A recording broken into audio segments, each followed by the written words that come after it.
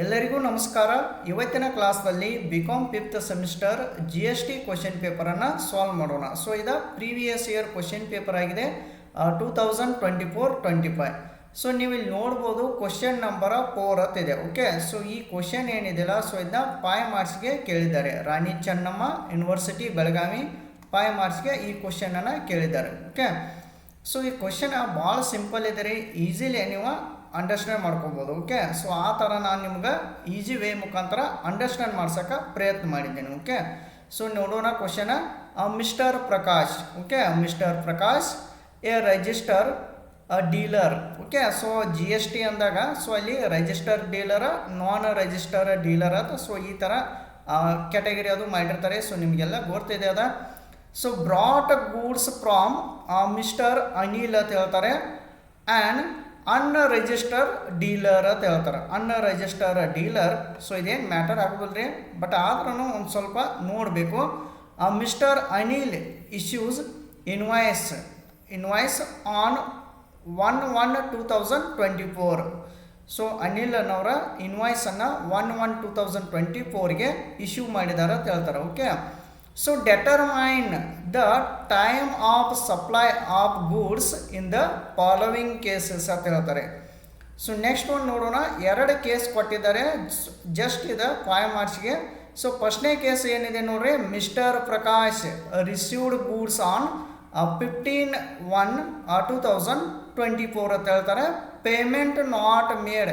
ಇವು ಒಂದು ಪಾಯಿಂಟ್ಗಳು ಏನಿದಾವಲ್ಲ, ಸೊ ಇವನ್ನ ಅಬ್ಸರ್ವ್ ಮಾಡ್ಕೋತವ್ರಿ. Next one point number B ಕೊಟ್ಟಿದ್ದಾರೆ. So mister Prakash received goods on 3/2/2024 and payment made on 4/2/2024 ಅಂತ ಹೇಳ್ತಾರೆ. ಓಕೆ, ಸೊ ಈ ಥರ ಇದು ಕ್ವಶನ್ ಇದೆ.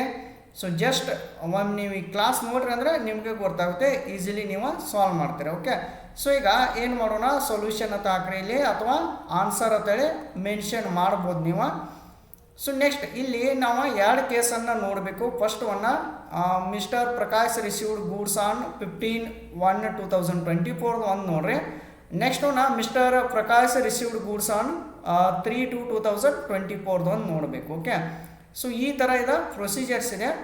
ಸೊ ಇದನ್ನ ನೆಕ್ಸ್ಟ್ ನೋಡೋಣ.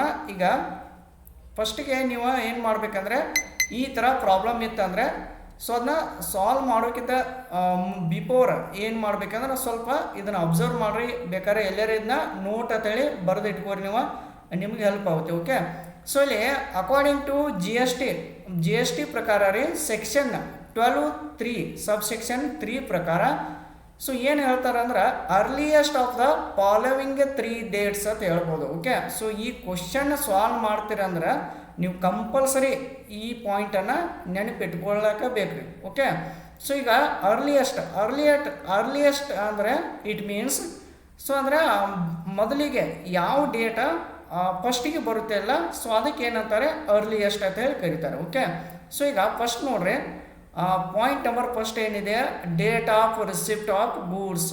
Okay, second point date of payment. Okay, third one point 30 days from the date of invoice ಅಂತ ಹೇಳ್ತಾರೆ. ಓಕೆ, ಸೊ ಇನ್ವಾಯ್ಸ್ ಡೇಟ್ ಏನಿರುತ್ತಲ್ಲ, ಸೊ ಅದಕ್ಕೆ ನೀವು ಆ್ಯಡ್ ಮಾಡಬೇಕು.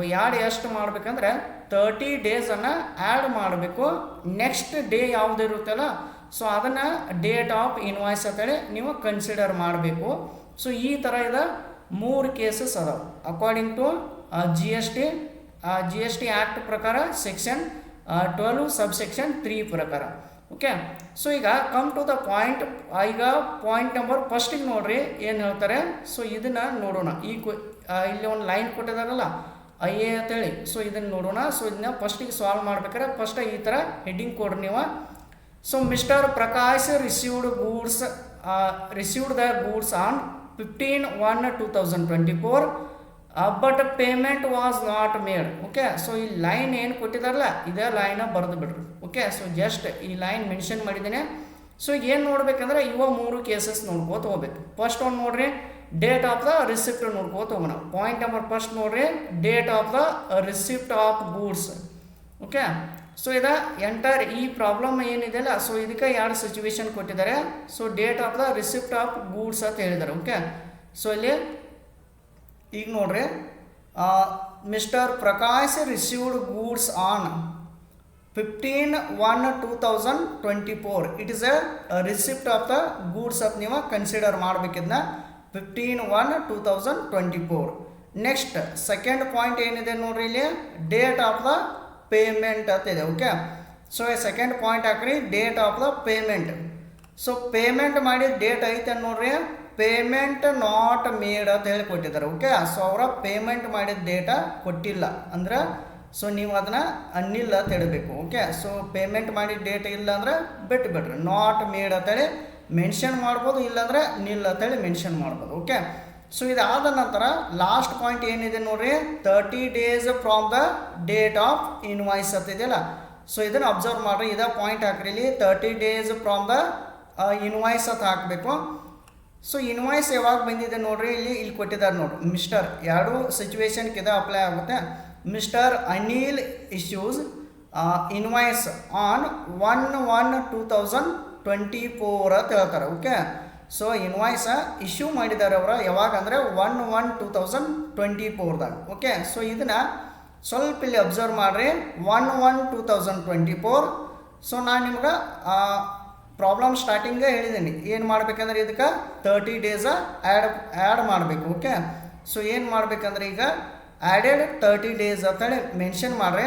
ಸೊ 1/1/2024ಗೆ 30 days ಆ್ಯಡ್ ಮಾಡಿರಿ ಇದಕ್ಕೆ. ಸೊ ಆ್ಯಡ್ ಮಾಡೋದ್ರಿಂದ ಒಂದು ಡೇಟ್ ಬರುತ್ತೆ 31/1/2024 ಅಂತೇಳಿ ಬರುತ್ತೆ. ಓಕೆ, ಸೊ ಇದಾದ ನಂತರ ನೆಕ್ಸ್ಟ್ ಡೇಟ್ ಒಂದು ಮೆನ್ಷನ್ ಮಾಡಿಬಿಡ್ಬೇಕು ನೀವು.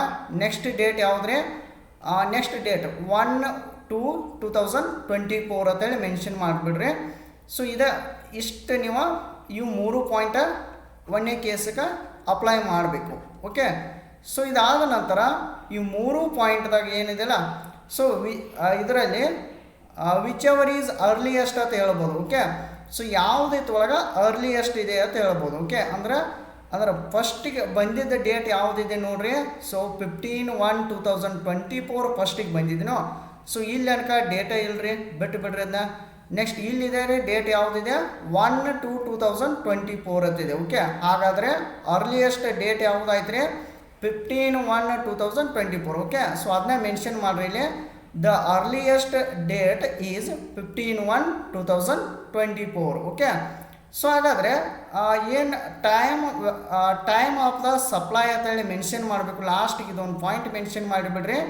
ಈಸ್ ಯಾವುದಂದ್ರೆ ಅರ್ಲಿಯೆಸ್ಟ್ ಡೇಟ್ ಯಾವ್ದು ಇರುತ್ತಲ್ಲ, ಸೊ ಅದ ಟೈಮ್ ಆಫ್ ದ ಸಪ್ಲೈ ಅಂತ ಹೇಳ್ಬೋದು 15/1/2024 ಅಂತ ಹೇಳ್ಬೋದು. ಓಕೆ, ಸೊ ಇವಾಗ ಈ ಕೇಸನ್ನು ನಾವು ಸಾಲ್ವ್ ಮಾಡಿರ್ಬೋದು.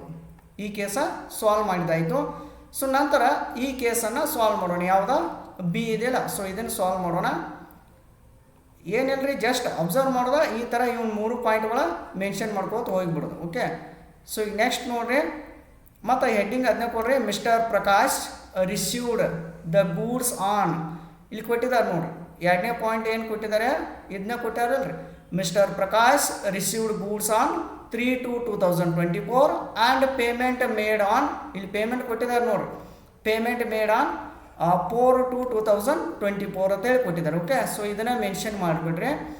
Mister Prakash received the goods on 3/2/2024 and payment made payment on 4/2/2024 ಅಂತ ಮೆನ್ಷನ್ ಮಾಡ್ಬೋದು. ಸೊ ಹಾಗಾದರೆ ಒಂದನೇ ಪಾಯಿಂಟ್ ಇದ್ರೊಳಗೆ ಏನು ಮೆನ್ಷನ್ ಮಾಡ್ತೀರಿ ನೀವು, date of receipt of goods. Okay, date of receipt of goods ಯಾವುದಿದೆ ನೋಡ್ರಿ, ಸೊ ಇಲ್ಲಿ ಕೊಟ್ಟಿದ್ದಾರೆ ನೋಡ್ರಿ.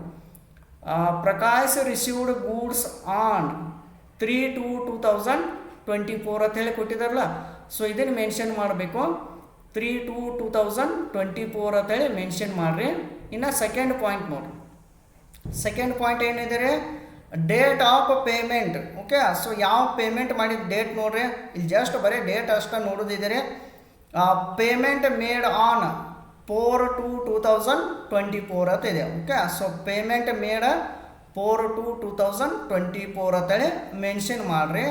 ಸೊ ನೆಕ್ಸ್ಟ್ ಲಾಸ್ಟ್ ಪಾಯಿಂಟ್ ಏನಿದ್ರೆ 30 days ಆ್ಯಡ್ ಮಾಡಬೇಕು. ಓಕೆ, ಸೊ ಈ ಪಾಯಿಂಟ್ ಅಬ್ಸರ್ವ್ ಮಾಡಿರಿ, 30 days from the invoice. Okay, so 30 days from the invoice ಅಂದಾಗ ಸೊ ಇಲ್ಲಿ ಇನ್ವಾಯ್ಸ್ದ ಒಂದು ಕೊಟ್ಟಿದ್ದಾರೆ ನೋಡಿ, ಡೇಟ್ ಇದೆ ನೋಡಿ 1/1/2024 ಅಂತಿದೆಯಲ್ಲ.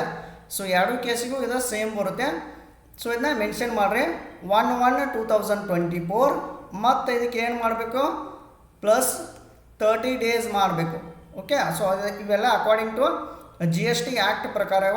ಸೊ ಈ ಥರನೇ ಮಾಡ್ಬೇಕು ನೀವು. 30 ಡೇಸ ಆ್ಯಡ್ ಮಾಡಿದಾಗ 31/1/2024 ಬರುತ್ತೆ. ಸೊ ಇದರ ಆದ ನಂತರ ನೆಕ್ಸ್ಟ್ ಡೇಟ್ ಯಾವುದ್ರಿ 1/2/2024 ಅಂತ ಹೇಳ್ಬೋದು. ಓಕೆ, ಸೊ ಹಾಗಾದರೆ ಈ ಮೂರುದ್ರಾಗ ಅರ್ಲಿಯೆಸ್ಟ್ ಡೇಟ್ ಯಾವ್ದು ಹೇಳ್ರಿ?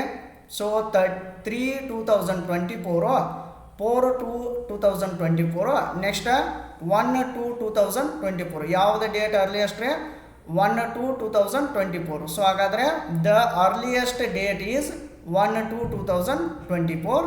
The time of the supply is ಇದನ್ನ ಬರೆದು ಬಿಡೋದು ಯಾವುದ್ರೆ 1/2/2024 ಅಂತೇಳಿ ಮೆನ್ಷನ್ ಮಾಡ್ಬೋದು. ಓಕೆ, ಸೊ ಈ ಥರ ಸಿಂಪಲ್ ಇದೆ ರೀ ಪ್ರಾಬ್ಲಮ. ಈಸಿಲಿ ನೀವು ಅಂಡರ್ಸ್ಟ್ಯಾಂಡ್ ಮಾಡ್ಕೋಬೋದು. ಓಕೆ, ಸೊ ಈಸಿ ನಿಮ್ಗೆ ಸಿಂಪಲ್ ಆಗಲಿ ಅಂತೇಳಿ ಈಸಿ ವೇ ಮುಖಾಂತರ ಈ ಪ್ರಾಬ್ಲಮನ್ನು ಹೇಳಿದ್ದೇನೆ. ಓಕೆ, ಸೊ ನಿಮ್ಗೆ ಕ್ಲಾಸ್ ಲೈಕ್ ಆಗಿತ್ತಂದ್ರೆ ಚಾನಲನ್ನು ಸಬ್ಸ್ಕ್ರೈಬ್ ಮಾಡಿ ಇಟ್ಕೊರಿ. ನಮ್ಮ ಮುಂದೆ ಅಪ್ಲೋಡ್ ಮಾಡುವಂಥ ಎಲ್ಲ ಕ್ಲಾಸ್ಗೂ ಕೂಡ ನೀವು ಈಸಿಯಾಗಿ ನೋಟಿಫಿಕೇಷನ್ ಮುಖಾಂತರ ನೋಡ್ಬೋದು. ಓಕೆ, ಸೊ ಇನ್ನು ನೆಕ್ಸ್ಟ್ ಕ್ಲಾಸ್ನಲ್ಲಿ ಈ ಕ್ವೆಶನನ್ನು ಸಾಲ್ವ್ ಮಾಡ್ತೀನಿ. ಯಾವುದೋ ಕ್ವೆಶನ್ ನಂಬರ್ 5 ಐತಿದಿಲ್ಲ, ಸೊ ಇದನ್ನ ಸಾಲ್ವ್ ಮಾಡೋಣ. ಓಕೆ, ಎಲ್ಲರಿಗೂ